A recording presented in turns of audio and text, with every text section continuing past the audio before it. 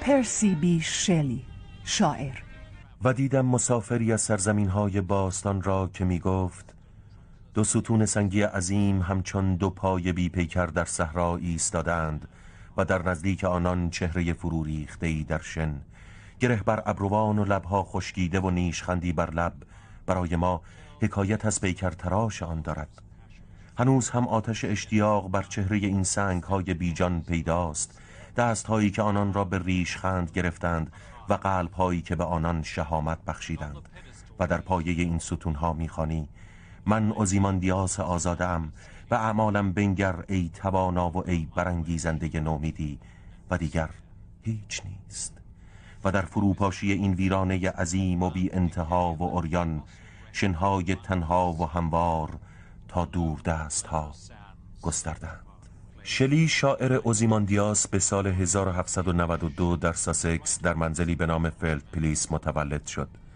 شعر اوزیماندیاس بسیار روشن، قوی و خیالانگیز است، ولی تنها گوشه‌ای از شخصیت پیچیده شلی را به ما نشان می‌دهد. منزل فلد پلیس هنوز هم در میان املاک بسیار زیبایی پابرجاست. تنها چیزی که بعد از زمان شلی به تزئینات منزل اضافه شده است ستونهای آن است. جز این همه چیز درست مثل سابق باقی مانده است. این ساختمان از زندگی مرفه این خانواده خبر می‌دهد. جای تعجب است که شاعری که از چنین محیط اشرافی برخاسته در شعرهایش به انسان از گذاشتن ایمان و اعتقاد بر سر آنچه خریدنی است هشدار دهد. حتی در شعری که خواندیم نیز اوزیماندیاس میگوید: به اعمالم بنگر ای توانا و ای برانگیزاننده نومیدی. پدر بزرگ شلی سربیش گردآورنده ثروت خانوادگی او بود. سربیش در جوانی با 2 ازدواج پیاپی با 2 بانوی بسیار ثروتمند خود را از لحاظ مالی تأمین کرده بود. سربیش این خانه بسیار مجلل را با نام کاخ گرینگ با هزینه‌ای بالغ بر 80,000 پوند بنا کرد. البته او هرگز در این منزل زندگی نکرد و این اندکی غیر عادی به نظر می رسد. پسرش تیموتی از این خصلت‌های غیر عادی کاملاً به دور بود. او در دانشگاه آکسفورد تحصیل نمود و چندین سال در شغل دژبانی خدمت کرد و سرانجام در سن 40 سالگی با خانم فرهیخته‌ای به نام الیزابت پیلفورد که 29 سال داشت ازدواج کرد و زندگی خانوادگی متعارفی را آغاز نمود. شلی اولین فرزند خانواده خود بود و ظاهراً در کودکی با مادرش روابطی بسیار صمیمانه داشت. 4 خواهرش نیز به او بسیار نزدیک بودند. در این عکس 2 خواهرش مارگرت و هلن دیده می شوند. آنان نیز از شلی سرمشق می گرفتند و با او از لذت بردن از داستانهای وحشتناکی که برایشان می خواند شریک بودند. او از سن کم به داستانهای ترسناک علاقه داشت و این علاقه تا پایان عمر با او بود. او این اشباح را در دفتر کشیده بود. داستانهای وحشتناک گوتیک در آن زمان بسیار طرفدار داشت و ظاهراً ذهن شلی را نیز به خود مشغول کرده بود. او یک بار قصد داشت که شب را در حیاط کلیسای وارهام بگذراند. در روشنایی روز وارهام زیبایی دیگری داشت. حتی در این سن نیز نوعی سرکشی در شخصیت شلی دیده میشد. سرانجام این طغیان و سرکشی انعکاس وسیعی در وقایع سیاسی اجتماعی در حال شکل گیری در فرانسه به جا گذاشت. شلی در سن 10 سالگی به مدرسه سایون هاوس در لندن فرستاده شد، جایی که یکی از دوستانش از آن با نام جهنم تمام عیار یاد کرده بود. اگر دوران تحصیلش در سایون هاوس چندان خوب نبود، در عوض اولین سال تحصیلش در اوتون که در 12 سالگی به آنجا رفت وحشتناک بود. شلی در آنجا با آن قد بلند و اندام لاغر و چشمان آبی درشت و موهای بلندش در میان دیگران غریبه بود. او از نظام پذیرفته شده مدرسه که بر اساس آن شاگردان کوچکتر با انجام دادن کارهای پست و حقیر برای شاگردان بزرگتر حمایت آنان را به دست می آوردند امتناع ورزید.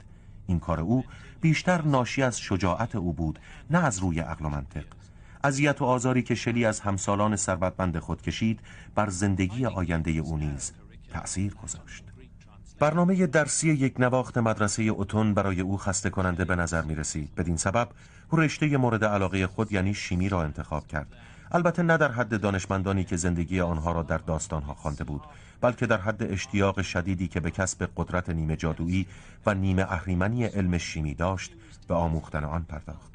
شیمی، الکتریسیته و نجوم، ارتباط تنگاتنگی با کیمیاگری و وسایل آتشبازی، سفر با بالون، مواد منفجره و تحقیقات فیزیک داشتند.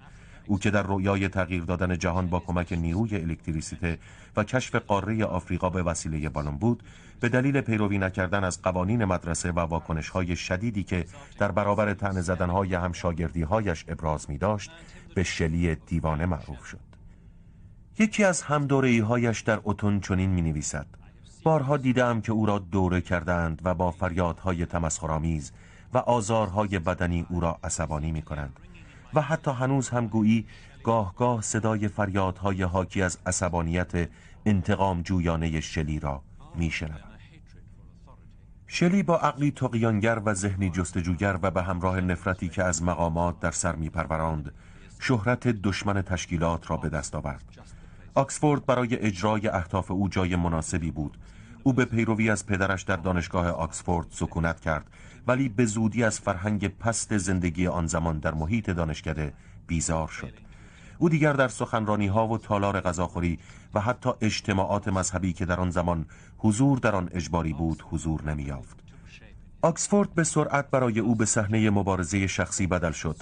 او به آنجا به چشم قلعه‌ای می‌نگریست که بر خرافه پرستی و ابتذال بنا شده است. شلی با دانشجوی دیگری به نام هاگ طرح دوستی ریخت. او بعدها شلی را در جهت دادن عقایدش از الگوهای سازمان یافته به سمت اصلاحات سیاسی یاری نمود.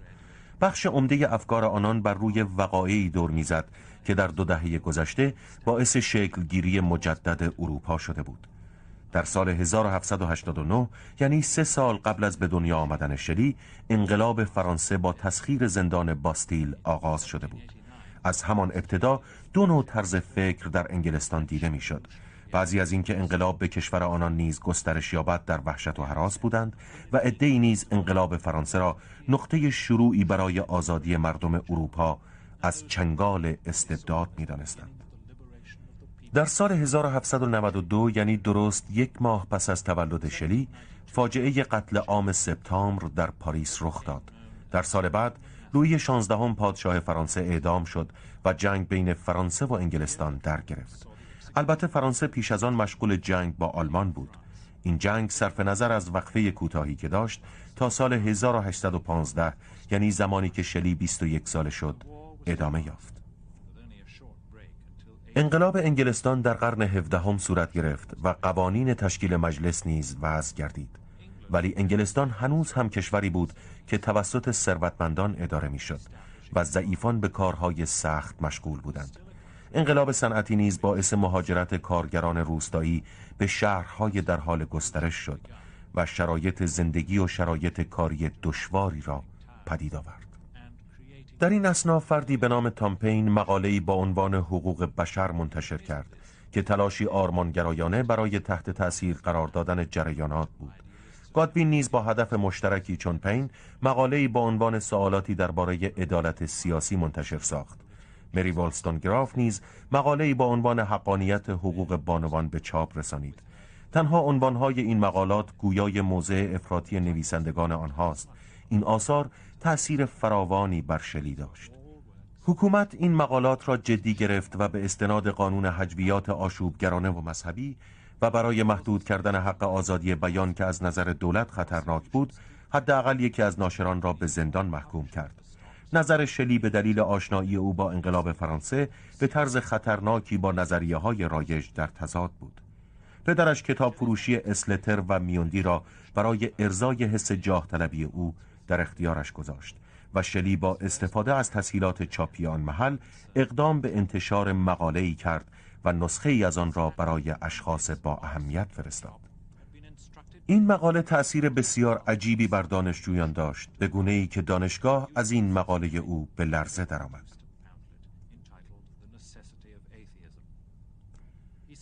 شلی و هاگ فوراً اخراج شدند و به لندن رفتند. از جمله مکانهایی که آنها زیاد به آنجا سر می‌زدند، مدرسه دخترانه‌ای بود که 2 خواهر شلی در آن تحصیل می‌کردند. شلی به سرعت به دختر 15 ساله‌ای به نام هریت وستبروک پیشنهاد ازدواج داد. آنها به اسکاتلند رفتند و در آنجا ازدواج کردند. به زودی هاگ و خواهر هریت نیز به آنها پیوستند. اسکاتلند برای شلی آغاز شکل تازه‌ای از زندگی بود. در آنجا دوستانش جای خالی اعضای خانواده‌اش را گرفته بودند. جلوه دیگر زندگی شلی عبارت از نقل مکان‌های بی‌وقفه و پیاپی بود. این وضع بلافاصله پس از نقل مکان گروه دوستان او به حوالی دریاچه شروع شد.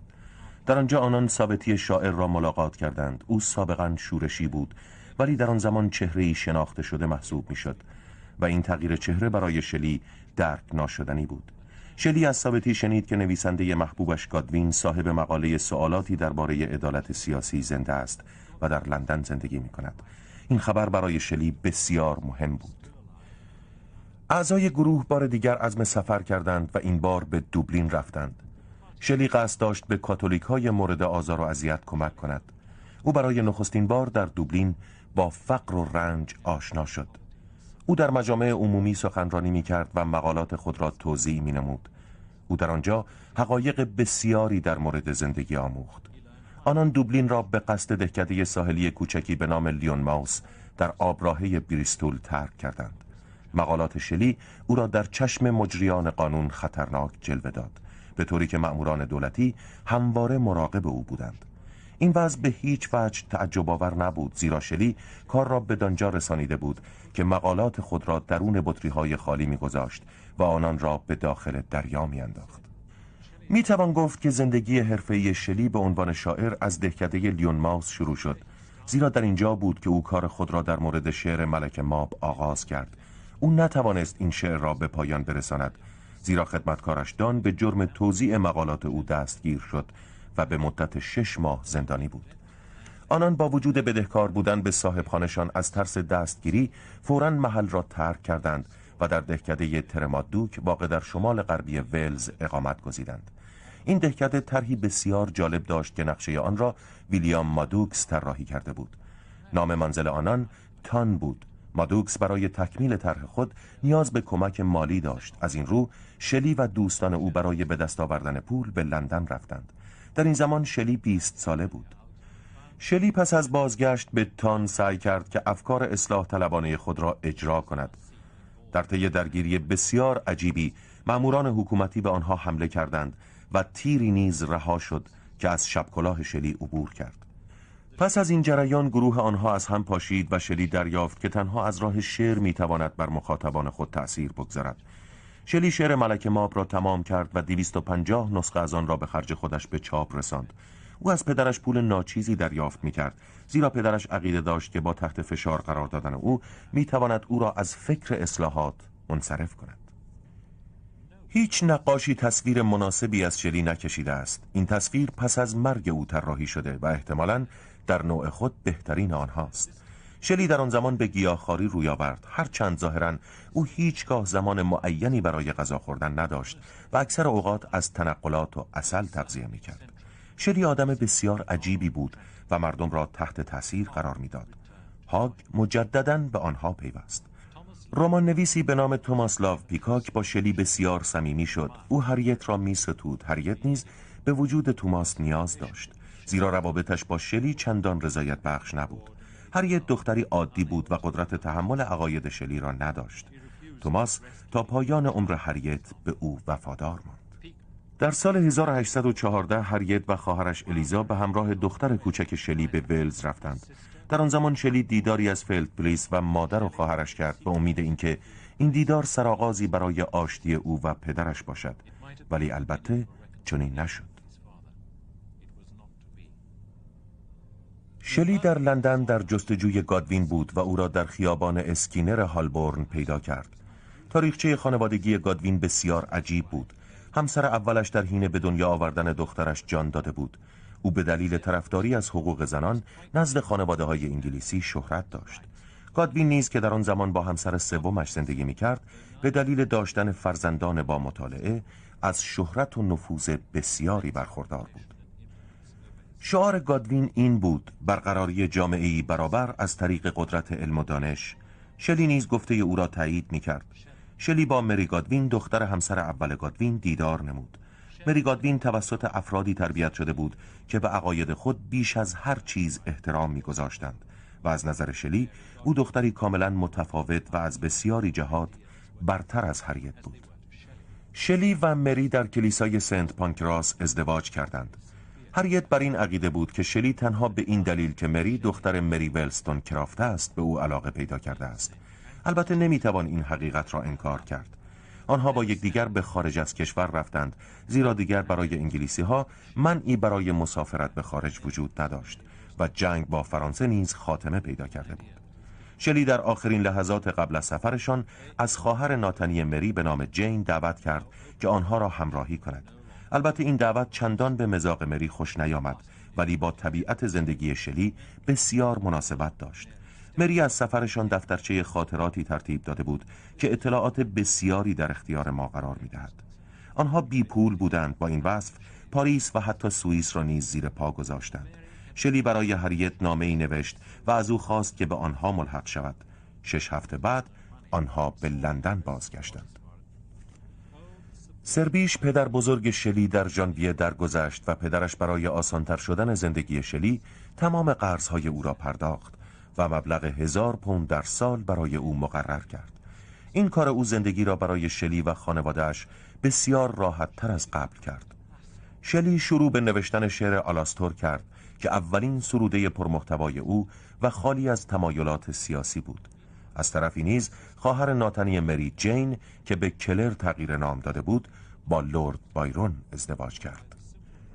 بایرون در آوریل 1817 عازم جنوا شد و کلر با اصرار از شلی و مری خواست که با او نزد بایرون بروند. در کنار دریاچه جنوا بین شلی و بایرون دوستی عمیقی شکل گرفت. آنان کاملا از ارزش‌های یکدیگر آگاه بودند و از مصاحبت هم لذت می‌بردند. بایرون نمی‌توانست عقاید شلی را درک کند و شلی نیز عقیده داشت که بایرون عقاید خاص خودش را دارد. در هر حال آن دو مشترکاً قایقی خریدند و صحبت‌های آنها هرگز تمامی نداشت. یک شب تمامی آنها تصمیم گرفتند که داستان‌هایی درباره اشباح بنویسند. در اینجا بود که مری شخصیتی به نام فرانکشتاین را آفرید که احتمالاً الگویی برای تمامی داستان‌های وحشتناک است. شلی به مری افتخار می‌کرد و بارها و بارها او را تشویق می‌نمود. موفقیت این کتاب تأییدی بر تحسین‌های شلی بود. مری در آن زمان 18 سال داشت و برای دختری به این سن این اثر بسیار جالب به نظر می‌رسید. البته او دیگر هیچگاه نتوانست چنین کاری را عرضه کند. آنها به انگلستان بازگشتند و پس از مدتی کوتاه خبر تکان دهنده مرگ هریت به گوش شلی رسید. شلی این شعر را در سوگ او سروده است: دلبندم ماه لبان تو را بی رنگ کرده و سینه‌ات از سوزش باد سرد است. شب سایه سیاهش را بر سر نازنین تو افکنده است. ژاله ها یخ زدند و تو آرمیده ای و دم تلخ آسمان عریان بر تو. شلی از مرگ هریت و جر و بحث های متعاقب آن بر سر نگهداری کودکان بسیار پریشان خاطر بود. آنها مدتی را با لی هانت که شاعر و سردبیر مجله ادبی بود زندگی کردند. شلی و هانت به سرعت با یکدیگر طرح دوستی ریختند و از دیدار کنسرت های موسیقی و تئاتر لذت بسیار می بردند. مری با خوشحالی تمام از اولین اجرای خود که قطعه‌ای به نام عروسی فیگارو اثر موزارت بود یاد می کند. آنها در مارلو واقع در باکینگهامشایر خانه‌ای مطابق با سلیقه خود یافتند و اجاره 21 ساله‌ای برای آن مکان که آلبیون نام داشت منعقد کردند و در ماه مارس 1817 به آنجا نقل مکان کردند. در واقع اقامت آنها در مارلو از اقامت در هر شهر دیگری طولانی تر بود. شلی عقیده داشت که آنجا مکان مناسبی برای سرودن شعر است. او شعر داستانی خود را با عنوان سلام بر قیام سرود و در آن اندیشه های اصلاح طلبانه و انقلابی خود را در قالب داستان لئون و سیسما به خواننده القا کرد. منزل مسکونی آنها در زمستان بسیار نمور بود و سلامت شلی شدیداً به خطر افتاد. آنها به رغم اشتغالات سیاسی شلی در آن زمان که کم کم مشکل ساز نیز میشد، تصمیم به فسخ قرارداد اجاره مارلو و عزیمت به ایتالیا کردند، زیرا آب و هوای ایتالیا برای سلامت شلی 26 ساله که در اوج آفرینش بهترین اثرش قرار داشت مناسب تر بود. آنها پس از مدت کوتاهی مرتباً از جایی به جای دیگر می رفتند. اولین محل استقرار آنها پیزا بود. آنها دختر بایرون یعنی آلگرا را به ونیز فرستادند تا منتظر بایرون شود و در پیزا خبر رسیدن او را دریافت کردند. پس از گذراندن مدتی در کنار دریا نزدیک لکهورن و سپس در تپه‌های باگنی دولوچا، تصمیم بر این شد که شلی و کلر برای دیدن آلگرا به ونیز بروند. آنها در آنجا با بایرون نیز دیداری تازه کردند. شلی و بایرون در مورد مسائل زندگی خود و اشعار یکدیگر به بحث و گفتگو می پرداختند و چون گذشته از مصاحبت یکدیگر لذت می بردند. سرانجام شلی برای آوردن مری عازم سفر شد و در راه دخترش کلارا بیمار شد. به هنگام ورودشان بیماری کلارا شدت گرفت و شلی به خاطر اشکال در گذرنامه در گمرک معطل شد و در این اثنا کلارا درگذشت. پس از آن طبیعتاً مری همواره نسبت به شلی احساس خشم می کرد، چون او را در مرگ کلارا مقصر می دانست. حسادت مری به خواهرش شاد و سرخوشش، جاذبه های ونیز و تمام مشکلات شخصی شلی را به خلق مجموعه ای از بهترین آثارش راهنمون کرد. شعر داستانی جولیا و مادالو دقیقاً برخواسته از زندگیش در ونیز و دوستی با بایرون بود. در ماه نوامبر از طریق روم عازم ناپل شدند. شلی بی وقف شعر می سرود و بدون شک مناظر اطراف تا حد زیادی الهام بخش شعرهای او بودند.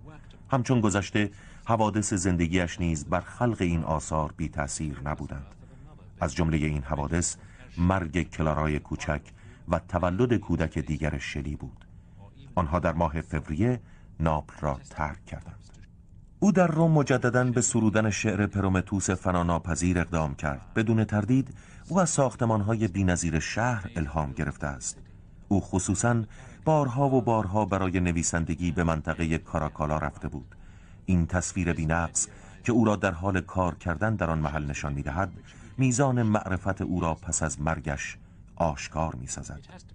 ذکر این نکته لازم است که اعتقاد شلی به شروع مجدد و ارزش‌های مثبت زندگی بی منتها بود، زیرا زندگی او همواره مبارزه او را بر ضد درد و رنج نشان می‌دهد. در طی چند ماهی که آنها در روم اقامت داشتند، مصیبت دیگری بر این خانواده وارد شد. پسر عزیز و دلبندشان ویلیام در 25 ماه مه بیمار شد و در عرض 2 هفته از میان رفت. این مصیبت برای همه آنها فاجعه بسیار عظیمی بود. البته در آن دوران مرگ کودکان موضوع عادی و رایجی به حساب می آمد، ولی عادی بودن آن هم نتوانست از شدت اندوه آنها بکاهد. آنها به لکهورن عزیمت کردند و شلی کار بر روی نمایشنامه سنسی را آغاز کرد. این نمایش یکی از ناموفق در این کارهای او محسوب می شود. خبرهای رسیده از لندن حاکی از قیامی در نزدیکی منچستر در منطقه‌ای به نام پیترلو بود که طی حمله ارتش 9 نفر از آنها را کشت و صدها نفر را زخمی کرد. شلی به مناسبت این رویداد شعری به نام نقاب آنارشیسم سرود و در آن مستقیما نخست وزیر وقت کستلری را محکوم کرد و مردم رنج کشیده را به قیام دعوت نمود. در همان حال که من آرام در بسترم غنوده بودم، صدایی از وطنم رسید و با تمام توان مرا به جلو راند تا در عرصه شعر و شاعری قدم بگذارم. در راه جنایت را دیدم که نقابی چون کستلری به چهره داشت، آرام لیکن مخوف، و 7 سگ شکاری در پی او، همه فربه و در وضعی اسفناک، و کستلری از زیر ردای بلندش قلب‌های انسانها را به سوی آنها پرتاب می‌کرد. این واقعه شلی را بسیار آشفته کرد و این شعر یکی از چندین شعر سیاسی او در پاییز آن سال بود. با این حال آنها در ماه اکتبر به فلورانس عزیمت کردند و شلی تحت تأثیر محیط مطبوع آنجا شعر چکامه‌ای در وصف باد غربی را سرود و شعر پرومتوس فناناپذیر را به پایان رساند. آنها سپس به پیزا مراجعت کردند که همچون تمام شهرهای باستانی ایتالیا سرشار از کاخهای سنگی عظیم است. شلی و مری در یک طبقه از یکی از این ساختمانهای عظیم سکونت کردند. آنها با ادوارد ویلیامز که نقاش و یکی از همدوره‌های شلی در اتون بود و همسرش جین آشنا شدند. خانواده ویلیامز در زندگی خانواده شلی جایگاه مهمی داشتند. با گذشت زمان وابستگی شلی به خانواده ادوارد بیشتر شد.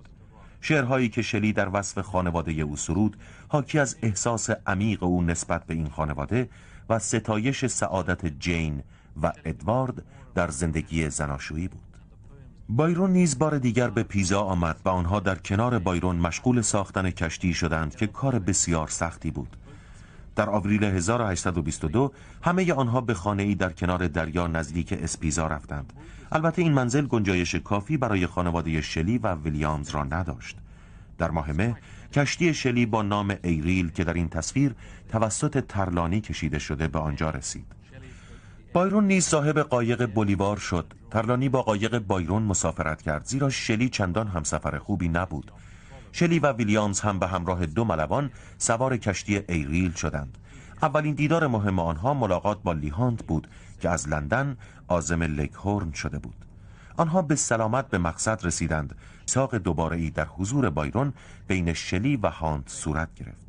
شلی و ویلیامز برای بازگشت به منزل اشتیاق داشتند و در هوایی نامطمئن به راه افتادند. ایریل دچار طوفان شد و به زیر آب رفت. جسد 3 مرد که سوار بر این کشتی بودند 10 روز بعد در ساحل نزدیک آرگیا از آب گرفته شد. شلی را از روی نسخه اشعار کیتس که در جیب کتش بود شناسایی کردند. این تصویر شگرف تل هیزمی را که برای سوزاندن جسد شلی، بایرون و هانت مهیا کرده اند نشان می‌دهد. اگر تنها از تعدد دوستی‌های شلی در طول حیاتش نیز قضاوت کنیم، به عمق شخصیت بسیار جالب او پی خواهیم برد. ارزش شلی به عنوان شاعر در زمان حیات او ناشناخته باقی ماند، ولی پیچیدگی و استحکام آثار او امروز ما را به شگفتی وامی دارد. نحوه ستایش او از زندگی و مبارزه او در راه رسیدن به عمق حقایق درست همان چیزی است که به هنگام رنج و اندوه برای ما قابل درک است.